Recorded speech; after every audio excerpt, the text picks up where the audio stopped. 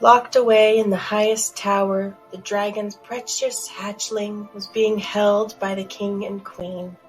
In some bizarre twist of irony, you, the hero, were asked by the dragon to save her princess.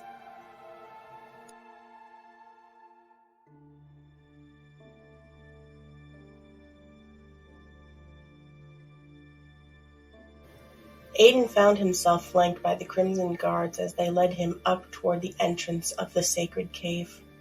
Try as he might, he could think of no reason for why he, of all people, would have received such an honor, if honor it was. After all, he was a newcomer here, up until recently having been a knight champion of the neighboring kingdom. An honored rank, to be sure, but one that held little purpose outside of war. It was also true that he could count 3 others of that rank amongst his ancestors, but that detail hardly proclaimed a line of great heroes.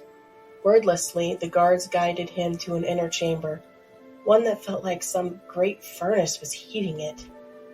There they left him, and in the dim light reflected from the distant entrance, he could make out the shadowy outlines of statues, chests, and large mounds of something all around him. Then the room was washed in a crimson glow as the piles shifted and revealed the scaled bulk of a crimson worm.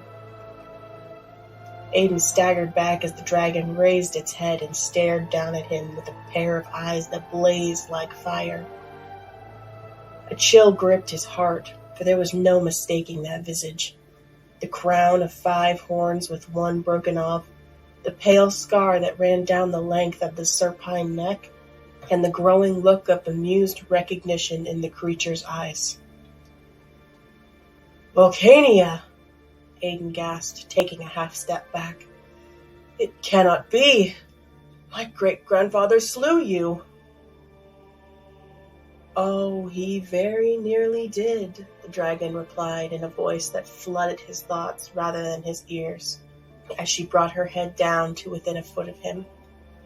"Yet before the final blow landed, he offered me mercy." "What? Why?" Aiden spouted before he could catch himself. "Because he was a good and merciful man," she replied, lifting her head away. "He extracted an oath from me, a promise that I would never enter the borders of the great kingdom again, never darken its skies under wing, and leave its people in peace. I've kept my promise, but realized with how rapidly the kingdom's borders were growing that I would soon be forced from my lair, perhaps even forced beyond the sea." She chuckled and gestured towards the entrance to the cave. "So I instead founded my own little kingdom to keep the borders stable." Aiden reeled at the dragon's words, but suddenly remembering himself, he looked up at the worm. "Why was I brought here? What do you want with me?" "Only one egg of my ancient clutch survived to the hatching," she said with a grim snarl. "One egg alone, and from it was born a beautiful wormling. My daughter, Califoon." Her eyes narrowed, and she again brought her head down to Aiden's level. "A week ago she was in the woodlands with her attendants when they were set upon by a group of knights from the kingdom. She was captured. Her attendants escaped with their lives. I have learned that she was presented to the king and queen as a gift, and they in turn have given her to the Archmage for study. She is held in the upper chambers of his tower. Get my daughter back for me, whatever it takes.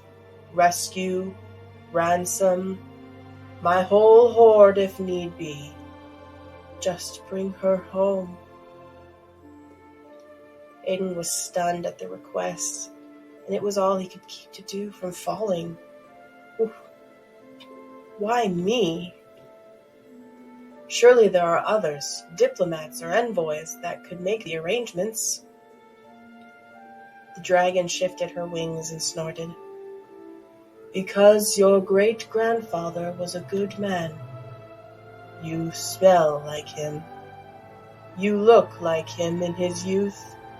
And from all I know of you, you are a good man. It will be weeks before any envoy of mine would get an audience, and by then who knows what will be done to her. Yet you are one of them. Bearing my seal, you can make yourself heard if diplomacy is your choice. I can trust no other with this.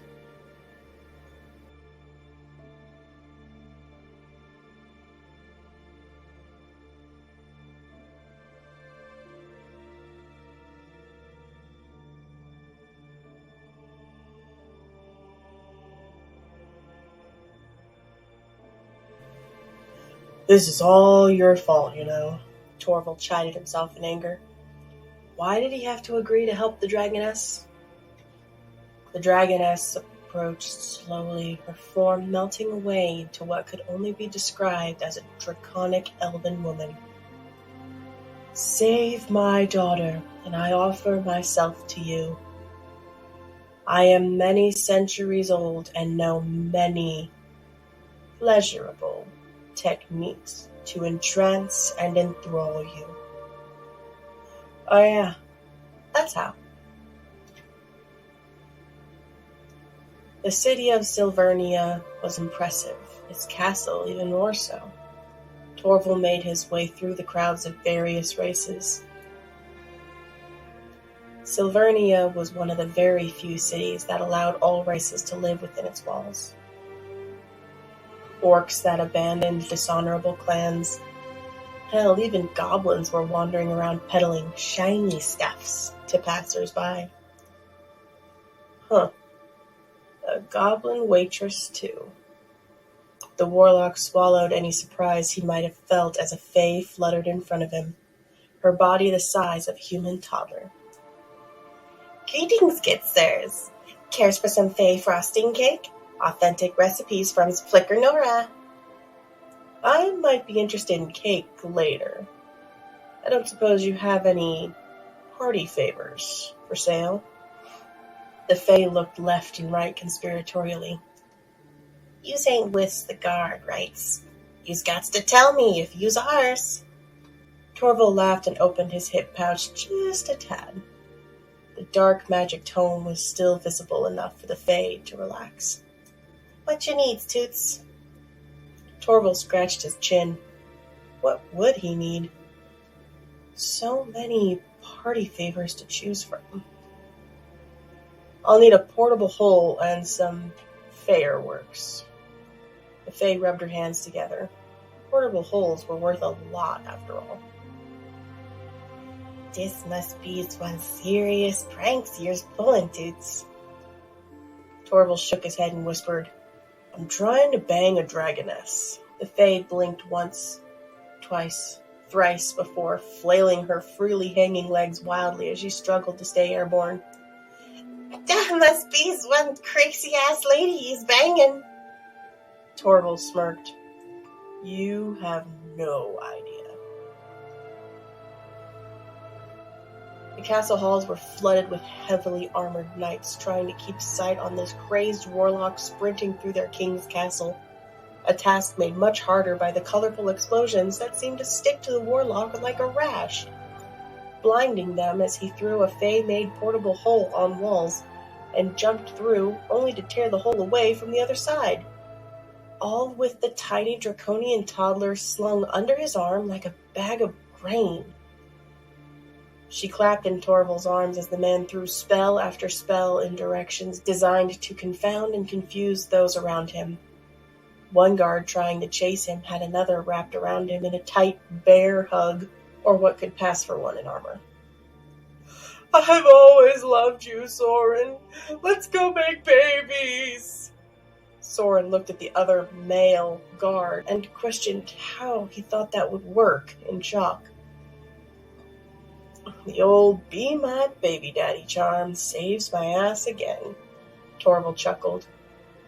It wasn't the actual name of the charm. He remembered coming across it in a Fey-written prank spell grimoire. It made the one hit think they were a female if they weren't, and made them fall desperately in love with someone nearby, and want to, well, have their babies. Wait, Torval thought as the toddler in his arms cheered loudly. Faster, magic man! Faster! Whee! Torval's free hand found itself smacked to his face. Why didn't I just cast that spell on the dragoness? And the tiny dragon slept peacefully under the stars with her new forest friends. The end. The dragoness kissed her daughter on the temple, the eldest in her elven form from earlier, and the toddler looking decidedly human were it not for the tiny horn nubs, reptilian eyes, and tiny wings sprouting from her back. Good night, sweet scales. Torval watched the wholesome moment with a tender smile adorning his features, an enchanted quill dancing on the floating scroll beside him as it drew the scene of mother and daughter before him. The dragoness approached, and they silently crept out of the little one's nook in the massive cave. I suppose I owe you your payment, human. She seemed somewhat disturbed by the prospect, unlike earlier, when she acted much like a seductress of centuries-old skill. The warlock considered his options. He had, after all, paid quite a large amount of money on those party favors, and that one guard had managed to nick his side with that arrow, too. What happened to her father? He gestured to the nook. His head decorates a pirate ship. Torval winced. Damn. He slowly approached the dragoness and offered her an escape rope. You know, you don't have to. I mean, it'd probably ruin the experience if you didn't, want to. The dragoness wore a confused face. Surely he wasn't turning down his reward after having saved her whelp. Tell you what, how about, if you still want to reward me, it'll be a mutual experience. Not just for me, if you catch my drift. The dragoness smiled. This one was kind, just like her mate had been. Her finger curled under the warlock's collar and pulled him down another chamber of the caverns. Well, Melodicia could use a father figure around the cave.